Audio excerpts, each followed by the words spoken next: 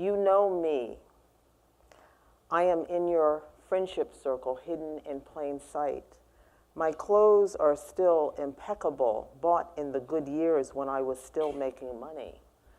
To look at me, you would not know that my electricity was cut off last week for non-payment, or that I meet the eligibility requirements for food stamps. But if you paid attention, you would see that sadness in my eyes, hear that hint of fear in my otherwise self-assured voice.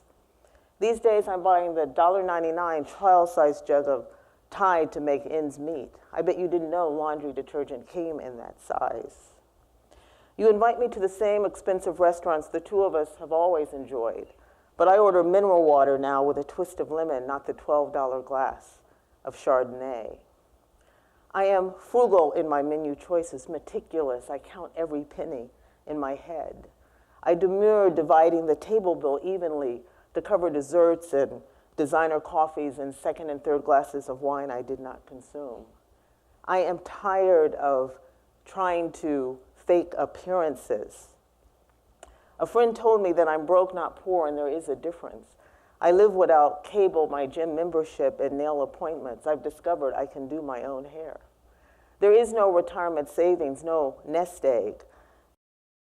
I exhausted that long ago. There is no expensive condo to draw equity and no husband to back me up. Months of slow pay and no pay have decimated my credit.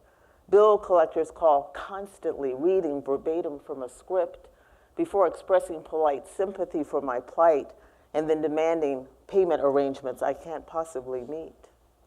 Friends wonder privately how someone so well educated could be in economic freefall.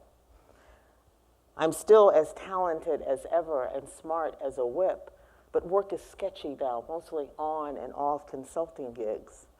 At 55, I've learned how to fake cheeriness, but there are not many opportunities for work anymore. I don't remember exactly when it stopped, but I cannot deny now having entered the uncertain world of formerly and used to be. I'm not sure anymore where I belong.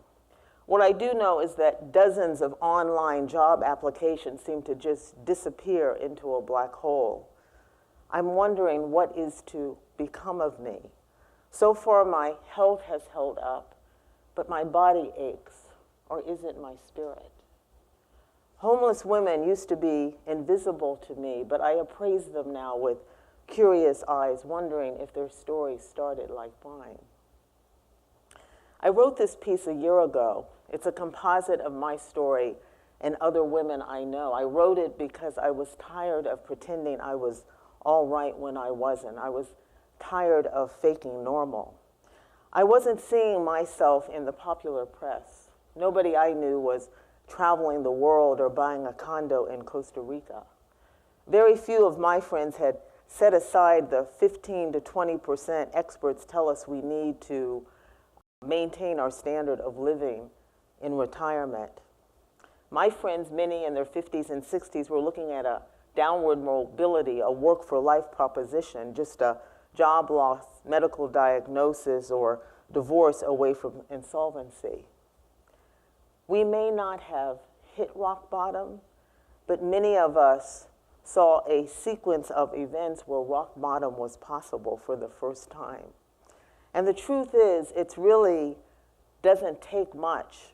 The median household in the US only has enough savings to replace 1 month of income. 47% of us cannot pull together $400 to deal with an emergency. That's almost half of us. A major car repair, and we're standing on the abyss. You wouldn't know it to look around you. I'm not the only one in this situation. There are people in this room who are in the same predicament. And if it's not you, it is your parents or your sister or maybe your best friend. We get good at faking normal. Shame keeps us silent and siloed. When I first decided I was going to come out with my story, I did a website, and a friend noticed that there were no photos of me. It was all kind of cartoons like this. Even as I was coming out, I was still hiding. We live in a world where success is defined by income. When you say that you have money problems, you're announcing pretty much that you're a loser. When you're a graduate of Harvard Business School, as I am, you're some kind of double loser. We boomers hear a lot about how we have underfunded our retirement, how it's all our fault. Why on earth would we draw down our 401k plan to cover the shortfall on our mother-in-law's nursing home care, or to pay for our kids' tuition, or just to survive? We're accused of being poor planners and deadbeats, all that money we spent on lattes and bottled water. To shame and blame is so deliciously tempting. Many of us don't even wait for others to do it. We're so busy doing it to ourselves. I say let's own our part. We all could have saved more. I know I could have saved more. And if you were to rifle through my life over the last 30 years, you would see more than one dumb thing I have done financially. I can't change that now, and neither can you. But let's not mix up individual isolated behavior with the systemic factors that have caused a $7.7 trillion retirement income gap. Millions of boomer-age Americans did not land here because of too many trips to Starbucks. We spent the last 3 decades dealing with flat and falling wages and disappearing pensions and through-the-roof cost on housing and healthcare and education. It used to not be like this. We all remember the 3-legged retirement income stool, which had the savings and pension and Social Security. Well, that stool has gone wobbly. Take savings. What savings? For many families, there's just nothing left to save after the bills have been paid. The pension leg of the stool has also gone wobbly. We can remember when many people had pensions. Today, only 13% of American workers are employed by companies that offer them. So what did we get instead? We got 401k type plans. And suddenly responsibility for retirement planning got shifted from our companies to us. We got the reins, but we also got the risk. And it turns out that millions of us just aren't that good at voluntarily investing over 40 years. Millions of us just aren't that good at managing market risk. And really, the numbers tell the story. Half of all American households have no retirement savings at all. That would be zero. No 401k, no IRA, not a dime. Among 55 to 64-year-olds who do have a retirement account, median value of that account is $104,000. Now, $104,000 does sound better than zero, but as an annuity, it generates about $300. I don't have to tell you that you can't live on that. With savings down, pensions becoming a relic of the past, and 401k plans failing millions of Americans, many near retirees are dependent on Social Security as their retirement plan. But here's the problem. Social Security was never supposed to be the retirement plan. It's not nearly enough. At best, it replaces something like 40% of your pre-retirement income. Things have changed a lot from when Social Security was introduced back in 1935. Then a 21-year-old male had a 50% chance of living until he was 65. So he retired at 60, did a little fishing, kissed his grandkids, got his gold watch. He'd be dead within 5 years of receiving benefits. That's not the pattern today. If you're in your late 50s in good health, you're going to live easily another 20 or 25 years. That's a really long time to make ends meet if you are broke. So what's the play if you've landed here and you're 50 or 55 or 60? What's the play if you don't want to land here and you're 22 or 32? Here's what I've learned from my own experience. The cavalry's not coming. There is no big rescue, no Prince Charming, no big bailout in the works. To have a shot at something other than being old and poor in America, we're going to have to save ourselves and each other. I've had to come out of the shadows, stand here openly, and I'm inviting you to do so as well. I'm not going to tell you that it's not easy. I ventured, though, to tell my story because I thought it would make it a little easier for people to tell theirs. I think it's only through our strength in numbers that we can begin to change the national la-la conversation that we are having on this retirement crisis. With so many of us shell-shocked and adrift about what has happened to us, we're going to have to build up from the grassroots, forming what I think are resilience circles. These are small groups of people coming together to talk about what has happened to them, to share resources and information, and to begin to figure out a way forward. I believe from this base that we can find our voices again and sound the alarm, start pushing our institutions and policy makers to go hard on this retirement crisis with the urgency it deserves. In the meantime, and there is an in the meantime, we're going to have to adopt a live low to the ground mindset, drastically cutting back on our expenses. And I don't mean just living within our means. A lot of people are already doing that. What is called for now is to, in a much deeper way, ask ourselves what it really means to live a life that is not defined by things. I call it smalling up. Smalling up is figuring out what you really need to feel contented and grounded. I have a friend who drives really beat up raggedy cars, but he will scrimp and save $15,000 at one point to buy a flute because music is what really matters to him. He smalled up. I've had to also let go of magical thinking, this idea that if I just was patient enough and tightened my belt, that things would go back to normal.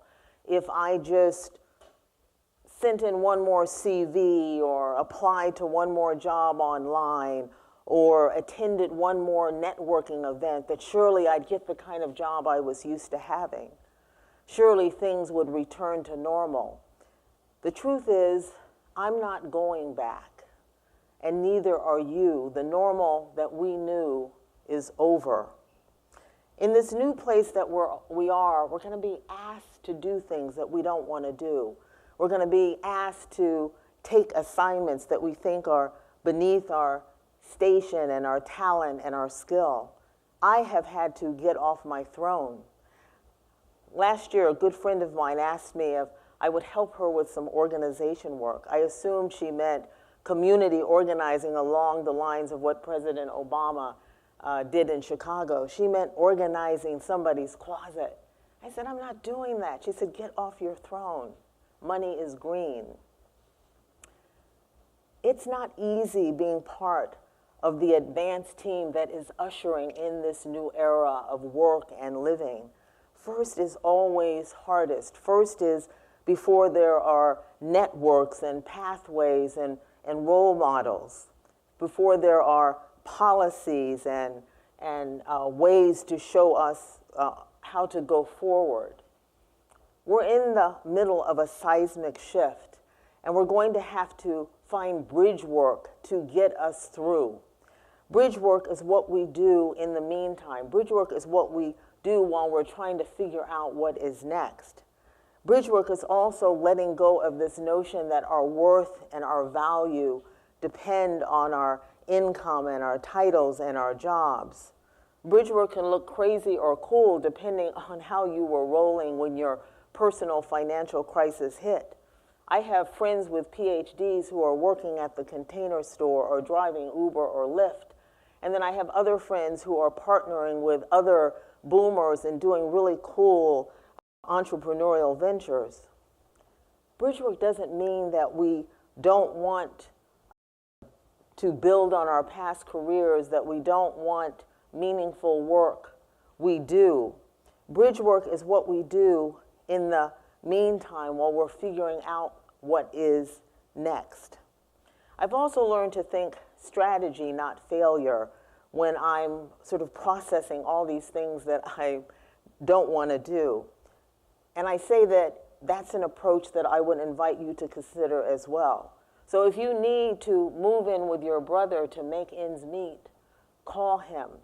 If you need to take in a boarder to help you pay your mortgage or pay your rent, do it. If you need to get food stamps, get the darn food stamps. AARP says only a third of older adults who are eligible actually get them. Do what you need to do to go another round. Know that there are millions of us. Come out of the shadows. Cut back, small up. Think strategy, not failure.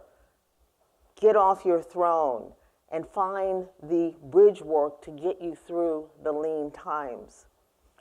As a country, we have achieved longevity, investing billions of dollars in the diagnosis, treatment, and management of disease.